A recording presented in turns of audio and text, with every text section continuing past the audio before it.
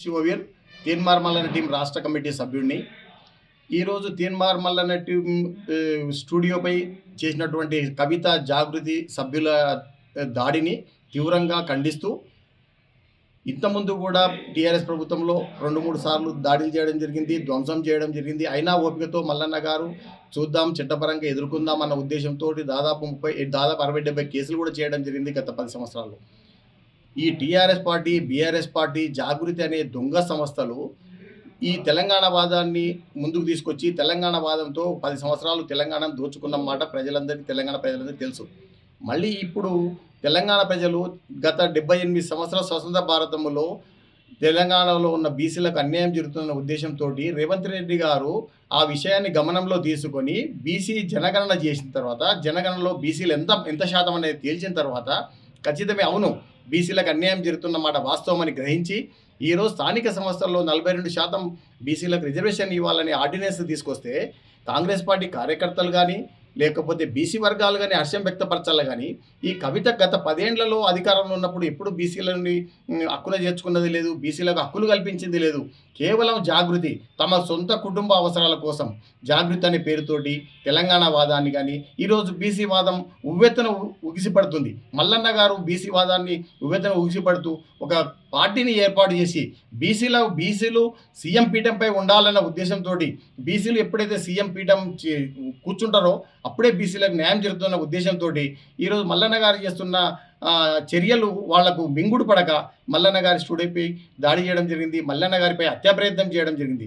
వాళ్ళు సిగ్గు ఏమి లేకుండా మేము జాగృతి సభ్యులమని చెప్పి కండువాలేసుకొని రాజ్యాంగబద్ధంగా కాకుండా రాజ్యాంగ విరుద్ధంగా, చట్ట విరుద్ధంగా మల్లన్న స్టూడియోలో జొరబడి మల్లన్న గారిపై దాడి చేయడం. అక్కడ 2 గన్మెన్లు ఉన్నారు కాబట్టి ఈరోజు మల్లన్న మాకు మిగిలిండు. గన్మెన్లు చేసినటువంటి చర్యల వల్ల మల్లన్న మిగిలిపోయింది కాబట్టి గన్మెన్లకు ధన్యవాదాలు తెలుపుతున్నాం. అలాగే ఈ కేసులో, ఈ దాడి కేసులో హత్యా ప్రయత్నం కేసు ఫస్ట్ A1 ముద్దాయిగా కవితను పెట్టాలి, తర్వాత కల్వకుంట్ల కుటుంబాన్ని పెట్టాలి.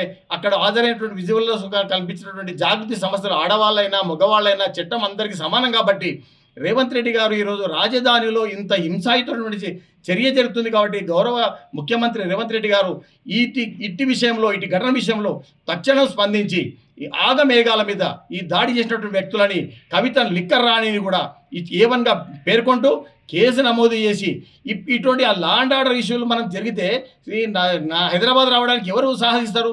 ఒక మన కాంగ్రెస్ పార్టీ ఎమ్మెల్సీ మీనే ఇంత దాడి జరిగితే ఈరోజు గన్మెన్ లేకపోతే ఎమ్మెల్సీ మన మల్లన్న గారి పరిస్థితి ఏంది? కాబట్టి ప్రభుత్వం ఈ విషయాన్ని సీరియస్గా తీసుకొని పోలీస్ డిపార్ట్మెంట్ కూడా పోలీస్ డిపార్ట్మెంట్లో బట్టి అంతరంగిక ఎస్బీ ఏమైతే స్పెషల్ బ్రాంచ్ ఏం చేస్తుందో మాకు అర్థమైతే లేదు, ఇంటెలిజెన్స్ ఏం చేస్తుందో తెలుసలేదు. రాజధాని నడిపొడ్డున మల్లన్న గారి స్టూడియోపై దాడి చేయడము పోలీస్ డిపార్ట్మెంట్ చాలా సీరియస్ తీసుకొని దయచేసి ఇటు విషయంలో A1గా కవితను పేర్కొంటూ కవితను అరెస్ట్ చేయాలి, అక్కడ వచ్చినటువంటి వాళ్ళందరినీ అరెస్ట్ చేయాలని చెప్పేసి ఈ దాడిని ఘటనను తీన్మార్ మల్లన్న టీం రాష్ట్ర కమిటీగా మహబూబ్నగర్ జిల్లా టీంగా ఖండిస్తున్నాం.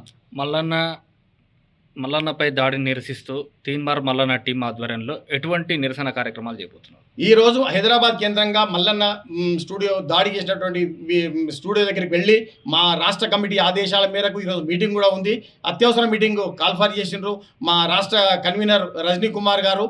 ఈ మీటింగ్లో ఏం నిర్ణయాలు జరుగుతాయో ఆ నిర్ణయాలను అనుసరించి మల్లన్న స్టూడియోని ఇప్పటికీ 3 సార్లు జరిగింది దాడి, ప్రతిసారి సహనం వహించినాం. ఒకవేళ మల్లన్న గారు ఏం ఆదేశిస్తారో, మా రాష్ట్ర కమిటీ ఏం ఆదేశిస్తుందో దాని తదనుగుణంగా మల్లన్న స్టూడియోపై దాడి, మల్లన్నపై హత్యా ప్రయత్నాన్ని మేము ఖచ్చితంగా ఖండిస్తాము. వాళ్ళు ఇచ్చిన పిలుపు మేరకు కార్యక్రమాలు తీసుకుంటామని మీకు తెలియజేస్తున్నాను.